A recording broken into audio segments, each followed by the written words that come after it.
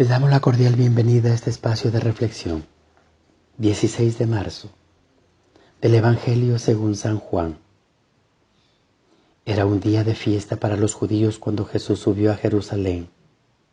Hay en Jerusalén, junto a la puerta de las ovejas, una piscina llamada Betesda, en hebreo, con 5 pórticos, bajo los cuales yacía una multitud de enfermos, ciegos, cojos, paralíticos. Entre ellos estaba un hombre que llevaba 38 años enfermo. Al verlo ahí tendido y subiendo, sabiendo que llevaba mucho tiempo en tal estado, Jesús le dijo: ¿Quieres curarte? Le respondió el enfermo: Señor, no tengo a nadie que me meta en la piscina cuando se agite el agua. Cuando logro llegar, ya otro ha bajado antes que yo. Jesús le dijo: levántate, toma tu camilla y anda. Al momento, el hombre quedó curado, tomó su camilla y se puso a andar. Aquel día era sábado, por eso los judíos le dijeron al que había sido curado: no te es lícito cargar tu camilla. Pero él contestó: el que me curó me dijo: toma tu camilla y anda. Ellos le preguntaron: ¿quién es el que te dijo, toma tu camilla y anda? Pero el que había sido curado no lo sabía, porque Jesús había desaparecido entre la muchedumbre.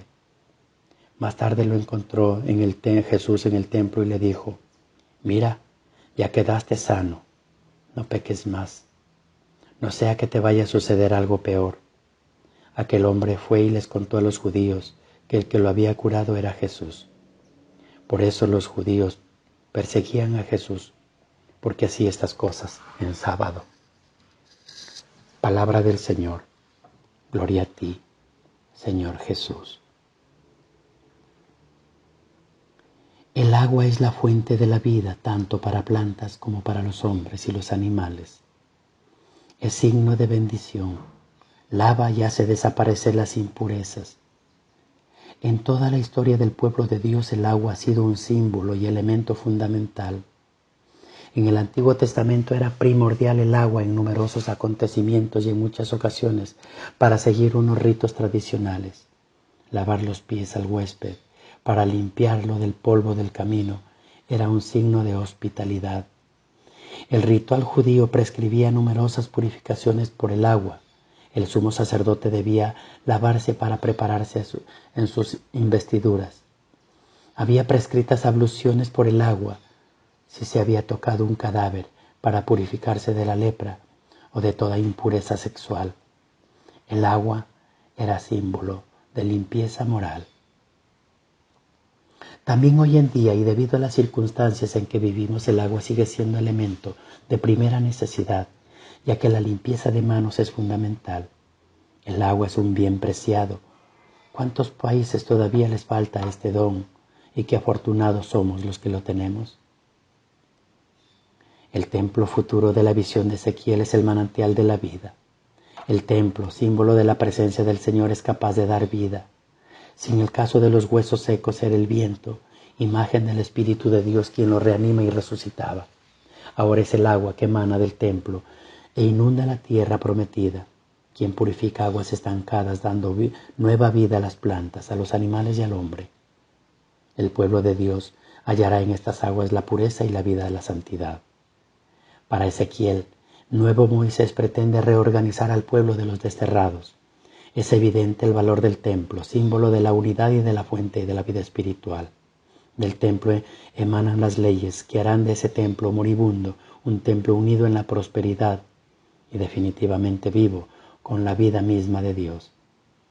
El agua que Ezequiel ve salir del templo simboliza el poder vivificador de Dios, que se derramará en los tiempos mesiánicos y permitirá a los hombres producir frutos en plenitud.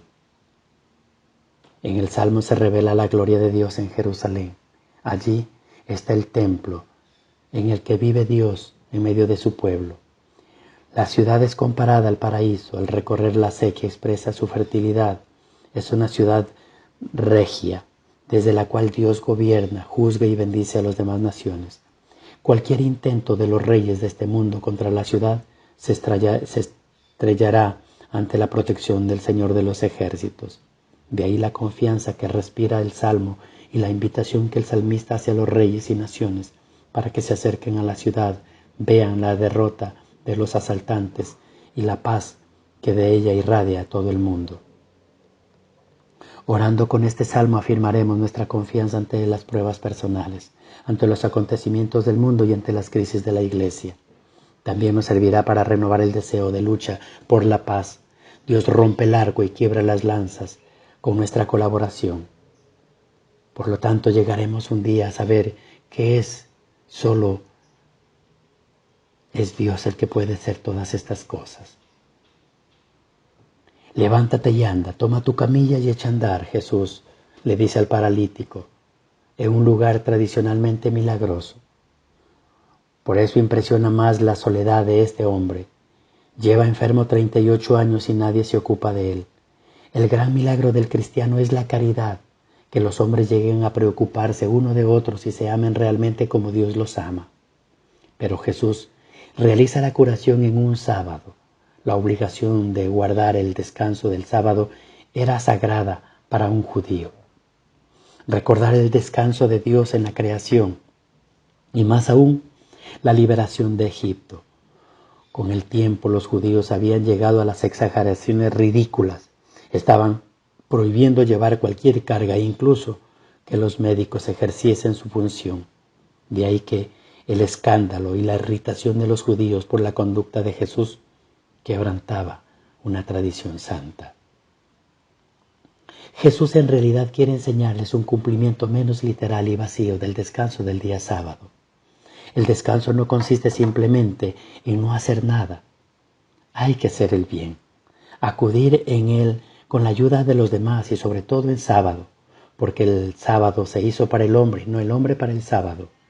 Jesús recuerda al paralítico que en adelante debe alejar de su vida el pecado, puesto que ha desaparecido de él la enfermedad, que es un signo.